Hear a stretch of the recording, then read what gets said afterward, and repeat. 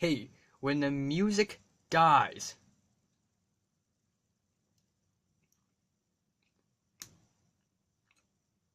Yep, it's gone soft. What's up? And today I'm gonna do a review on the new Iceage album, Beyondless.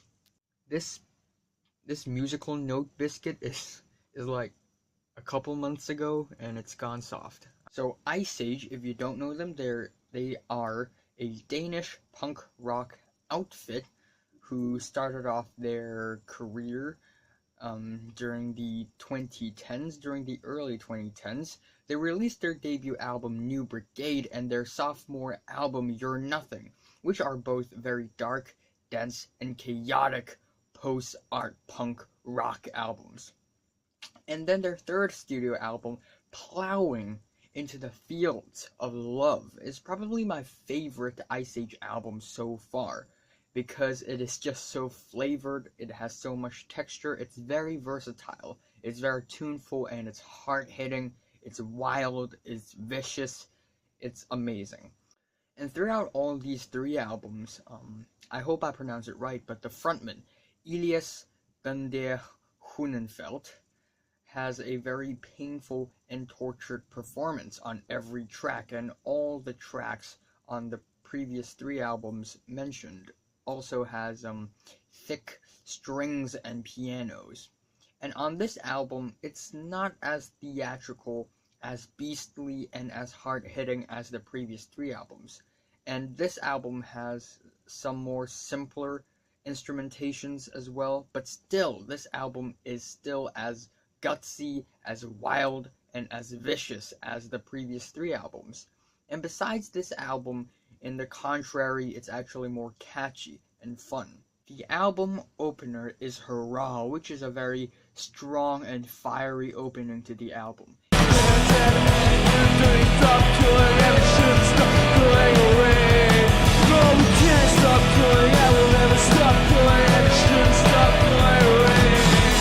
It has a Rolling Stone-esque guitar riff that leads the track, and it is basically an anti-war anthem about how there is an unstoppable cycle of killing, and we don't stop killing, we'll never stop killing.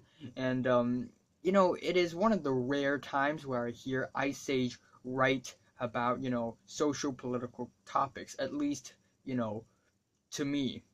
And the second track is really my favorite track on the album, and one of my favorite singles of the year so far, and that is Painkiller. You became my painkiller.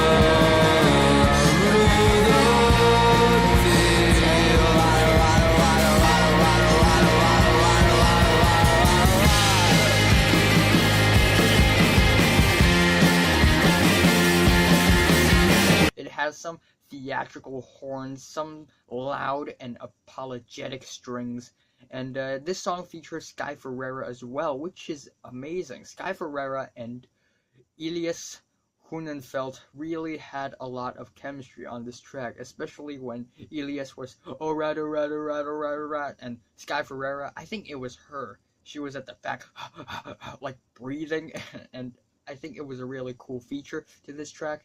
And overall, this track it's a really fun, really dancey, proto-punk track. You became my painkiller. The third track is Under the Sun, which has a very bare intro, and it also has a very atmospheric backdrop. And we have some tense drums with some slovenly fills on this track. And overall, this track feels like a country chant, but instead of feeling like the band's playing, adventurously, it feels almost the opposite, which is safe. It feels like the band is trying to play safe while still explore a little differently, I guess. So this track is pretty mild. Not that I hate it. I think it's decent, but eh. And then the fourth track is The Day the Music Dies. And it is... Iceage had gone completely garage rock on this track, and this track also has this early Gorillaz vibe, Performed an exorcism on myself, started praying right to deliverance, yeah.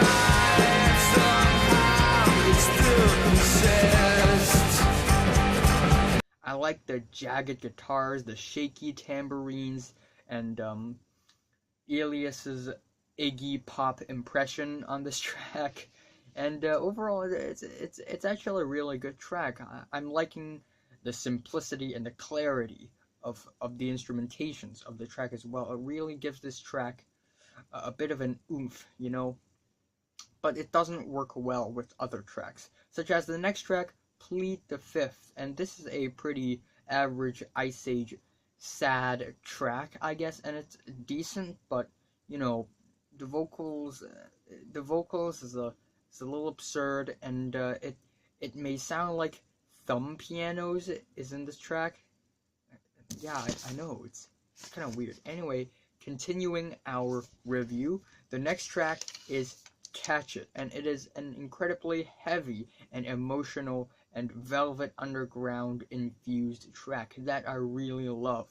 I love the festive Christmassy bells and the very rich guitars, and the chorus is really hard hitting. You reel and then you catch it, catch it, catch it, catch it. You reel and then you catch it, catch it, catch it, catch it, catch it, catch it. Come make it real. And overall, the more I listen to this track, Catch It, the more I simply enjoy it. It's a very sound-rich track as well. Really like it. The next track is actually pretty good as well, but it sounds really different from Catch It. And it is Thieves Like Us, and it is this jaunty, sloppy country tune. And it is actually pretty catchy and fun. You know, Elias's performance on this track is really, really drunken. And this drunkenness makes this track like a drunken post-punk track, which is really special. And there's also a very steady drum beat on this track, which plays a big role on the musicality of this track, and that is one of the reasons why this is one of the catchier and probably the catchiest track of the album. Help, I think I blindfolded the chauffeur, the coordinates are off the track. And then up next, we have Take It All, which is also one of the singles leading up to this album. Now, I do enjoy the very grand and lavishing strings on this track. It really overshadows the drums and the vocals, and the strings are really fluttering and thick and solid. And we also have a marching drum beat on this track, which accompanies with the strings pretty well. It feels like there's a grand statement behind this track. But I can't help but feel like this is an overextended interlude, and the lyrical concept of this track is a little awkward. You know, how everyone's a criminal, the world is a crime. You know, but still, I don't hate this track. It's just a little too unlike Iceage for me.